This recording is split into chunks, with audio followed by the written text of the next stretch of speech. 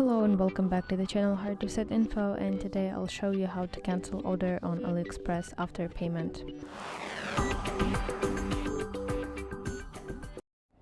Open AliExpress application on your device, and then at the bottom you see your account section, and then at the top you need to access all your orders. To do that, tap View All button. And here from this list you should find the order that you want to cancel and tap on it to open its details. Then you should find there the button called Cancel Order, and you will be requested to select the reason why you want to do cancellation. Just pick one reason that fits you the best, and of course submit your cancellation request. And all you have to do is just wait until your money will be returned to you, and usually it is returned in 3 to 20 business days depending on your payment method.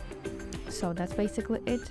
I hope this video helps you, and if so, please leave a thumbs up and please consider subscribing to our channel. See you soon. Bye bye.